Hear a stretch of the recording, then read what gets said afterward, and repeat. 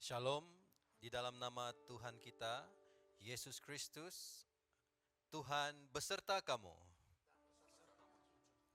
Saudara-saudari, ini adalah minggu kedua kita tidak berkumpul di rumah-rumah ibadah, namun kita masih boleh terus beribadah di dalam rumah kita masing-masing. Sementara kita berdoa, memuji, menyembah Tuhan di dalam rumah kita, marilah kita terus menaikkan doa ibadah bersama-sama di dalam nama Tuhan kita.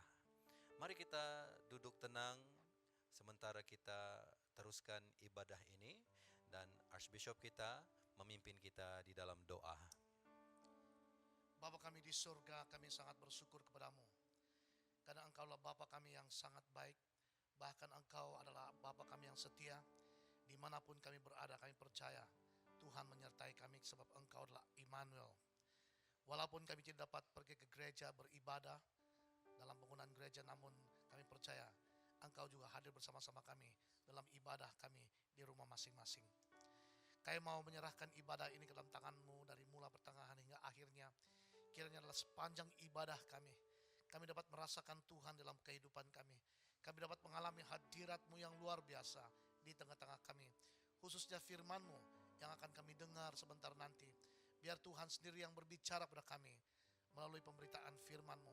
Dan puji-pujian yang kami naikkan kepadamu ya Tuhan, biarlah itu memberikan kemuliaan dan hormat kepadamu dan memberkati bukan hanya kami, tetapi mereka juga yang akan mengikuti ibadah kami ini di rumah masing-masing. Di dalam nama Tuhan kami, Yesus Kristus, kami sudah berdoa. Amin. Mari pada saat ini kita terus menyembah Tuhan. Kita mau menyatakan bahwa Tuhan selalu ada bersama-sama dengan kita di dalam setiap kehidupan kita. Amin.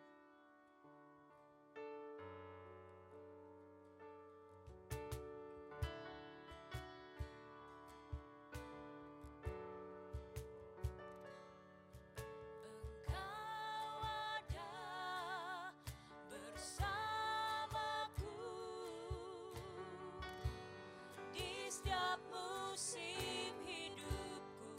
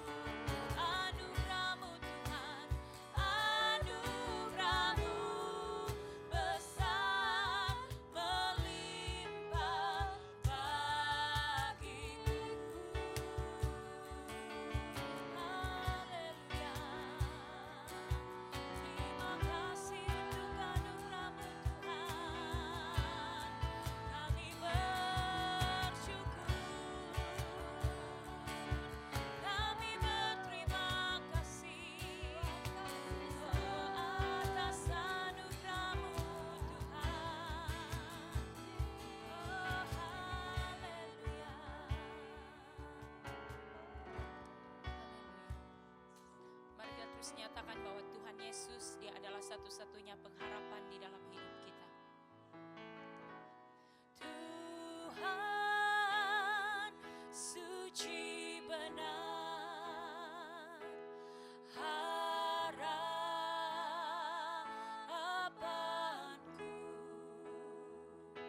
suaramu ku dengar,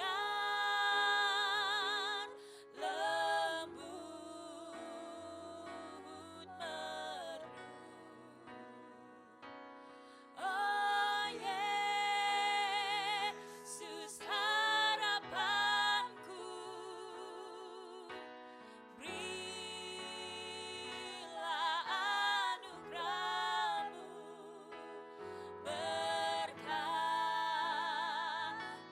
aku kini. Oh Tuhan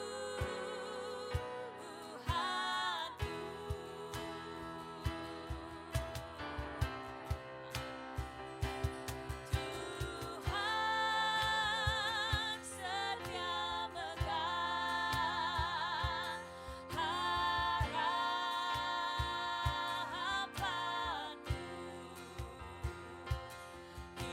hidupku yang lemah pegang teguh. Oh Yesus harapanku, berilah anugerah-Mu, berkati aku kini. Oh Tuhanku, haleluya, Tuhan murah dan besar. Tuhan murah besar, harapanku, harapanku. Waktu ku terlantar, Kau ku penuh. Oh Yesus, Yesus harapanku, berilah anugerah-Mu, berkati aku kini. Oh Tuhanku, berkati aku kini. Oh Tuhanku, berkati aku kini. Oh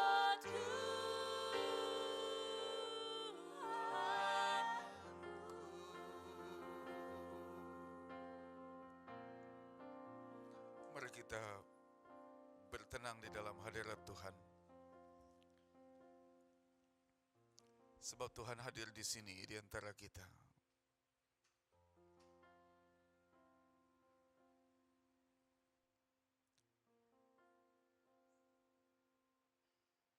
Tuhan penyembuh kami yang agung. Kami sangat bersyukur untuk kesempatan berada di dalam hadirat-Mu. Di mana saja kami berada, kami tahu Tuhan sentiasa hadir. Termasuk pada waktu ini kami menyadari Engkau nyata ada di tengah-tengah kami. Kami berdoa ya Tuhan, kiranya sekali lagi, sementara kami mendengar kebenaran firman Tuhan, Roh Kudus-Mu yang telah mengilhamkan firman-Mu sejak dari dahulu kala, Roh yang sama yang akan menafsirkan, menerjemahkan kebenaran firman Tuhan jauh di dalam bahasa hati kami masing-masing. Supaya di dalamnya ya Tuhan, kami akan mendengar kebenaran-Mu dan mentaati kebenaran-Mu ya Tuhan.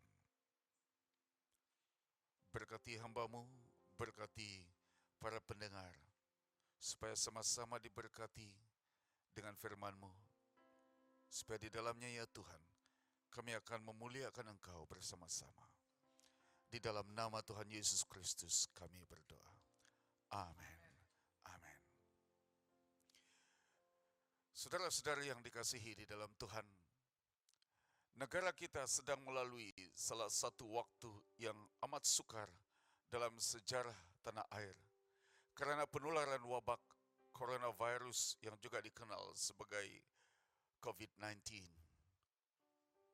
Kita bersyukur sebab kepimpinan negara telah mengumumkan penguatkuasaan perintah kawalan pergerakan bermula pada 18 hari bulan sampai 31 Mac 2020 sebagai sebahagian daripada langkah-langkah untuk memutuskan rangkaian penularan wabak ini daripada berterusan. Pada waktu ini kami ingin mewakili semua dari pihak gereja mengucapkan terima kasih yang amat sangat kepada semua dokter-dokter, semua jururawat, semua tim bahagian perubatan atas usaha Anda yang berada di barisan hadapan bagi pihak kami, bagi pihak semua demi kepentingan bersama.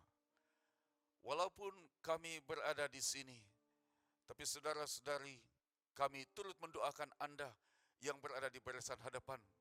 Kiranya Tuhan memberkati Anda, kiranya Tuhan melindungi Anda, kiranya Tuhan memberikan hikmat dan kekuatan, kuasa, sementara Anda berkhidmat bagi kepentingan bersama. Saudara, atas dasar bertanggung jawab bersama, minggu ini adalah minggu kedua kita tidak mengadakan kebaktian Ahad dan juga mana-mana aktiviti mingguan seperti yang biasa kita lakukan.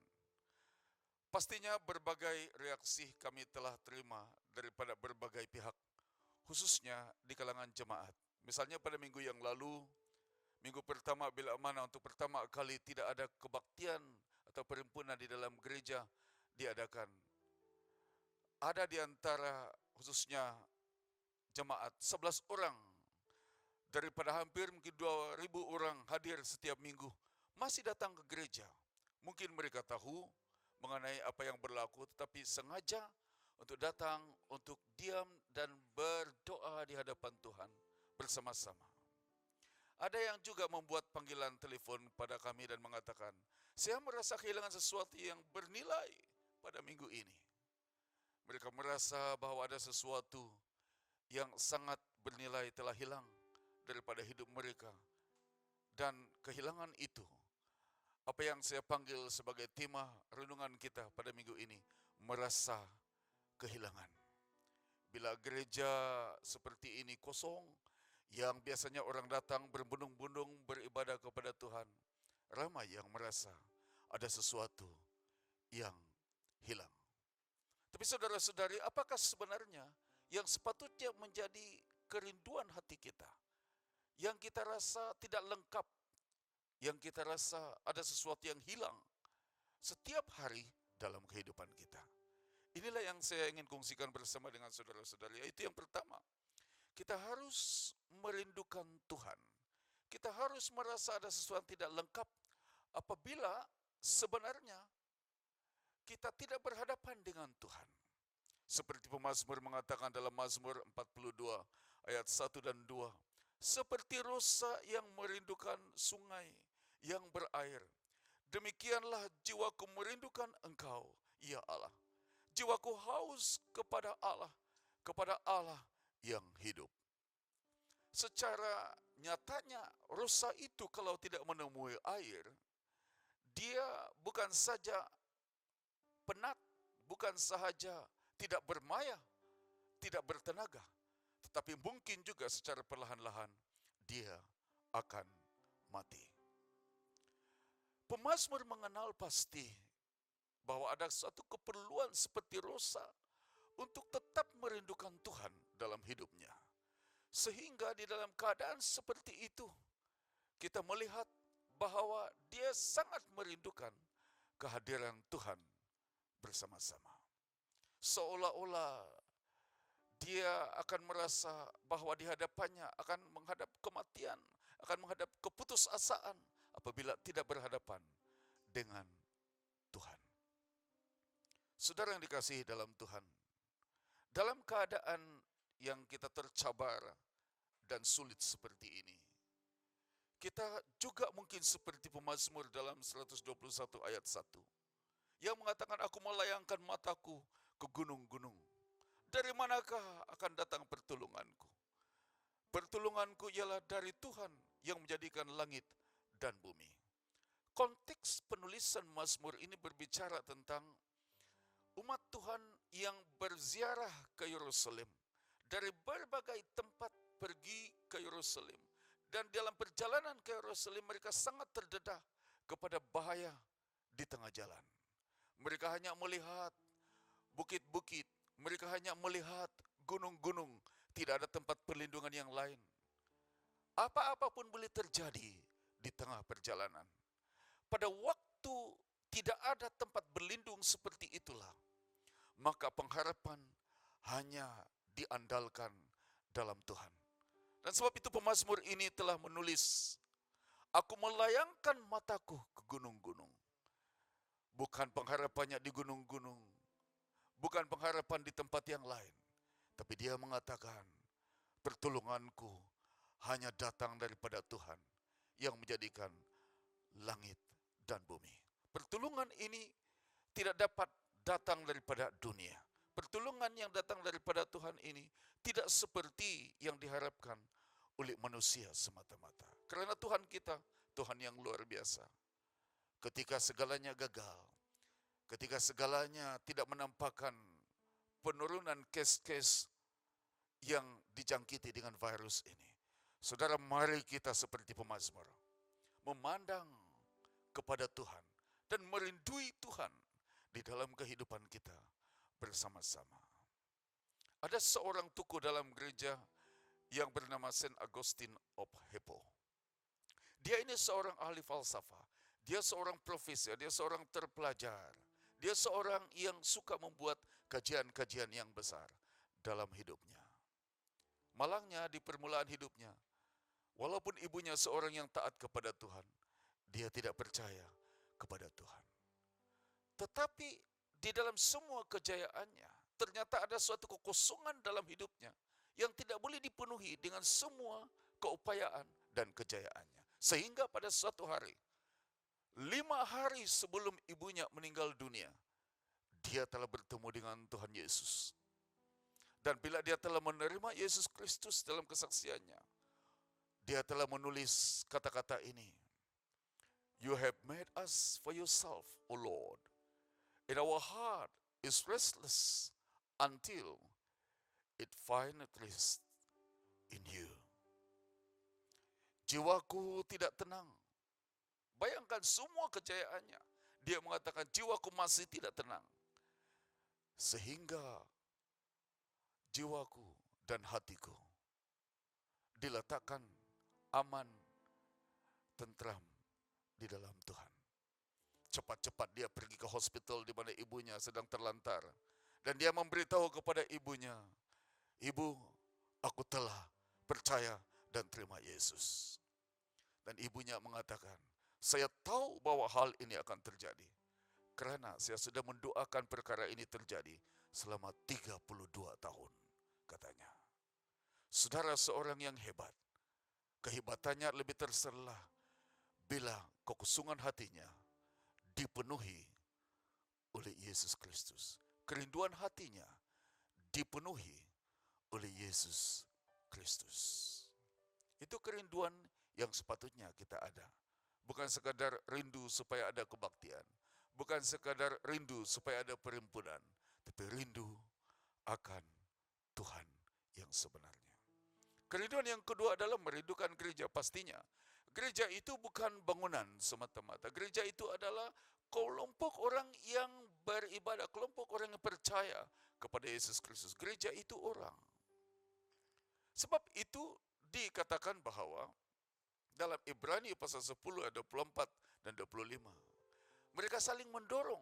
Bukan saja datang kepada satu perhimpunan, bukan sedang datang kepada satu gereja, tetapi datang kepada satu perhimpunan, perkumpulan orang-orang percaya yang beribadah kepada Tuhan.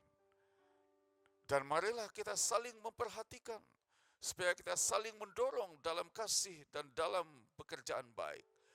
Janganlah kita menjauhkan diri dari pertemuan-pertemuan ibadah kita, seperti dibiasakan oleh mereka beberapa orang.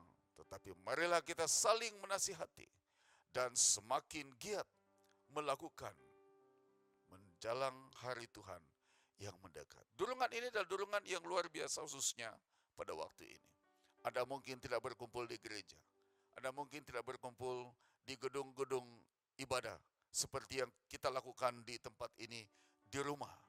Tapi saudara-saudari, kita berkumpul sebagai orang percaya yang mengasihi Tuhan bersama-sama, merindukan satu sama lain sebagai orang percaya. Itu penting, tapi juga merindukan pertemuan ibadah bersama-sama. Kami galakan Anda untuk berkumpul dalam kelompok-kelompok kecil di rumah-rumah di mana Anda berada sekalipun, supaya ketika kita berkumpul bersama, kita tahu bahwa Yesus telah mengatakan, "Aku berkata kepadamu, jika 2 orang daripadamu di dunia ini sepakat meminta apapun juga, permintaan mereka itu akan dikabulkan oleh Bapakku yang di surga." Matius 18 ayat 20 mengatakan, "Sebab di mana 2 atau 3 orang berkumpul dalam namaku, di situ aku ada di tengah-tengah mereka."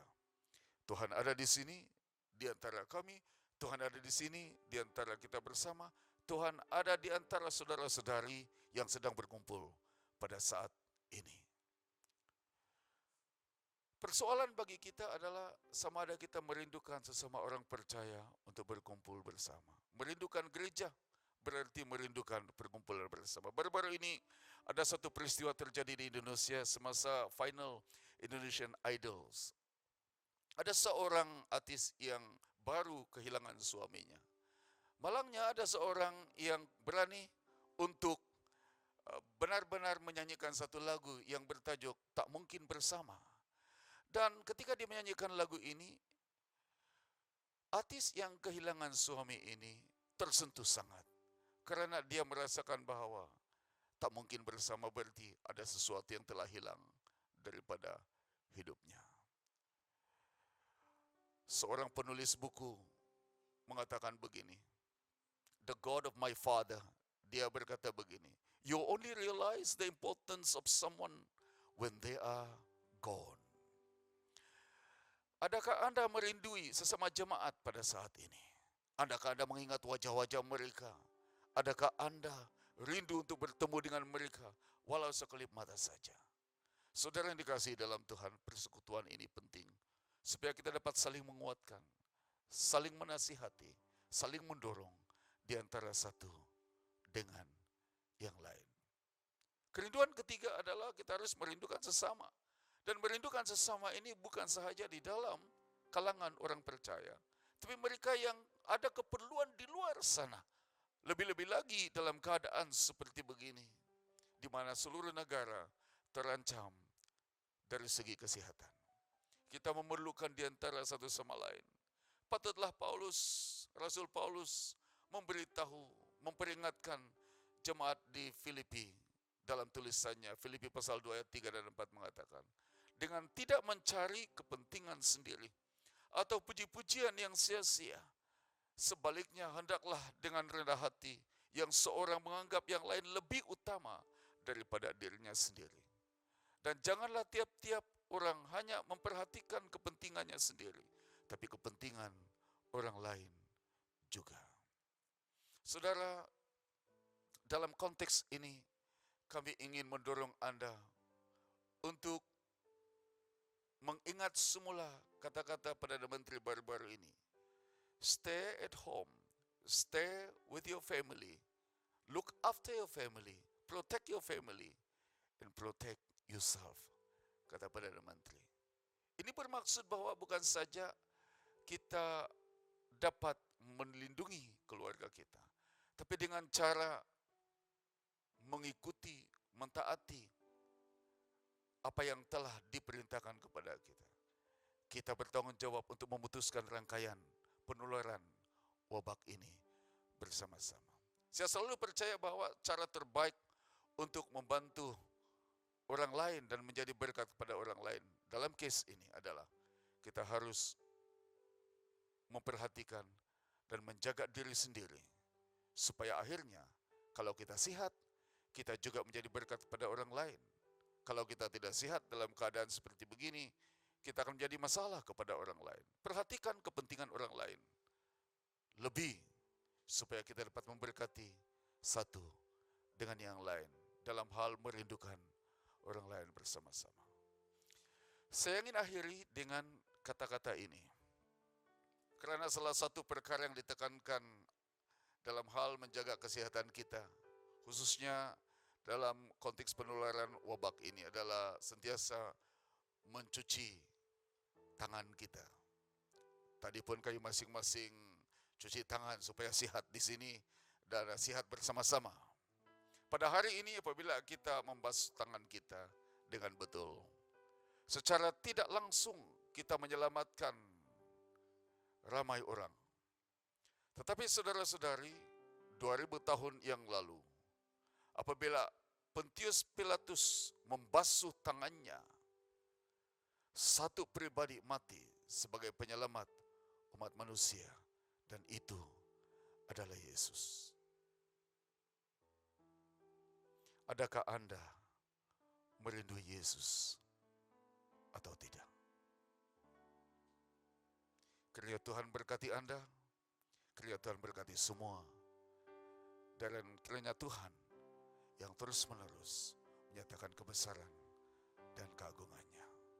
Dalam konteks ini kita mau berdoa supaya Tuhan memulihkan keadaan negara kita, keluarga Anda, setiap kita bersama-sama. Bukan saja pulih dari segi kesehatan jasmani, tapi ketakutan di dalam, rasa tertekan di dalam, supaya kita dipulihkan bersama-sama dan menjadi kuat semula di dalam Tuhan. Mari tenang dalam hadirat Tuhan dan izinkan Tuhan sendiri berbicara terus-menerus dalam hidup kita.